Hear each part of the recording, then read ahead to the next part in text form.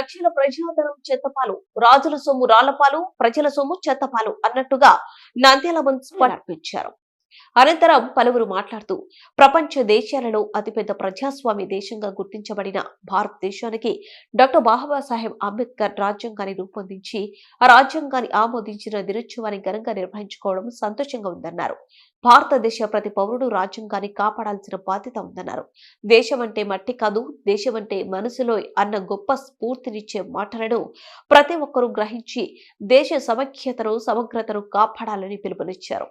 భారతదేశంలో విభిన్న మతాలు, జాతుల, భాషలు ఉన్నాయని, అందరినీ అన్ని వర్గాల వారిని సమానంగా ఉంచేందుకు రాజ్యాంగాన్ని రూపొందించి నేటికి 75 సంవత్సరాలు పూర్తయ్యాయన్నారు.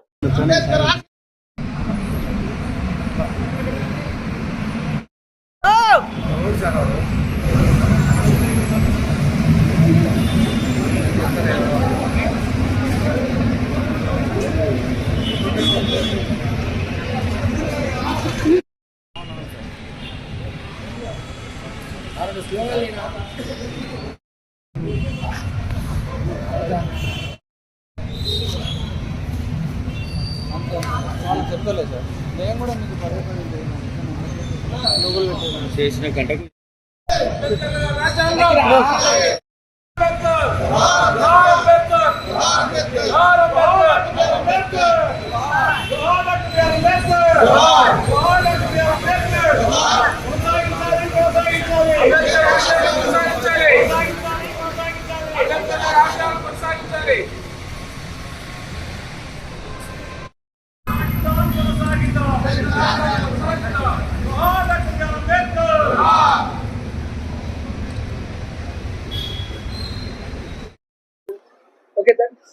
అందరికీ నమస్కారం. ముఖ్యంగా మున్సిపల్ చైర్పర్సన్ గారికి, ఎమ్మెల్సీ గారికి, రామలింగారెడ్డి గారికి, ఇక్కడికి వచ్చిన కౌన్సిలర్లకి అందరికీ నమస్కారం తెలియజేస్తూ, ఈరోజు రాజ్యాంగ దినోత్సవం.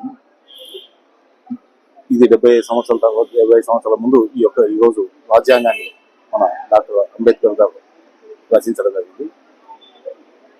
మనకు ముఖ్యంగా మన భారతదేశంలో విభిన్న మతాలు, విభిన్న జాతులు, విభిన్న భాషలు ఉన్న దేశంలో ఈ యొక్క రాజ్యాంగం వల్ల ప్రపంచంలోనే మన దేశం అగ్రగామిగా సమైక్యంగా ఉండడం కారణం ఉంది ఈ రాజ్యాంగం. కాబట్టి దయచేసి ఈ రాజ్యాంగాన్ని కాపాడాల్సిన బాధ్యత మన అందరి మీద ఉంది.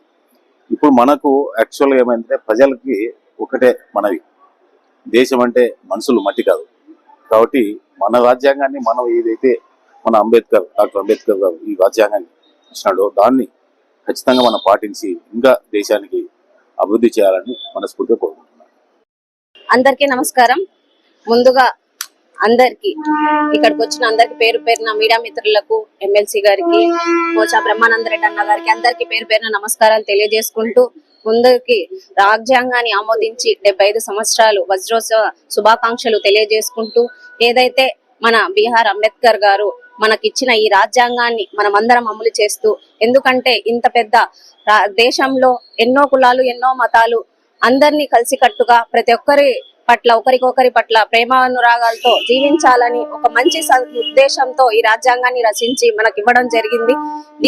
రాజ్యాంగాన్ని మనం గౌరవిస్తూ ప్రతి ఒక్కరము దీని పట్ల దేశ పట్ల భక్తి భావాలతో ఒకరి ఒకరము ప్రేమానురాగాలతో ఉండాలని మనస్ఫూర్తిగా కోరుకుంటూ, జై జోహార్ అంబేద్కర్.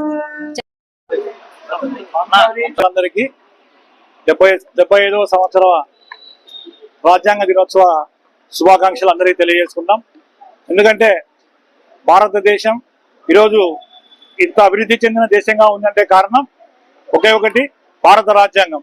భారత రాజ్యాంగానికి ఎంతటి నాయకుడైనా ఎవరైనా మరి ఆ రాజ్యాంగానికి లోబడే ఈరోజు రాజ్యాంగ బద్దులై ఉండి ప్రతి ఒక్కరు కూడా పరిపాలన కొనసాగించే విధంగా రాసిన గౌరవ డాక్టర్ బిఆర్ అంబేద్కర్ గారికి సందర్భంగా మేము నివాళులు అర్పించుకుంటూ, మరి నంద్యాల ప్రజలందరికీ కూడా మరొకసారి మేము రాజ్యాంగ దినోత్సవ శుభాకాంక్షలు తెలియజేసుకుంటాం. ఎందుకంటే ఇంత పెద్ద రాజ్యాంగాన్ని రాసి మరి అందజేసి మరి దేశం ఈరోజు సుభిక్షంగా ఉంది అంటే సౌభాతృత్వం అలాగే సమానత్వం ఏదైతే మరి కోరుకున్నాడో అంబేద్కర్ కోరుకున్నది, ఆ ఫలాలను ఈరోజు మనం అందరం అనుభవిస్తున్నాం. అందులో భాగంగానే మరి గతంలో కూడా గౌరవ మాజీ ముఖ్యమంత్రి జగన్మోహన్ రెడ్డి గారి ఆధ్వర్యంలో ప్రతి ఒక్కరికి ఫలాలు అందడం కూడా జరిగింది.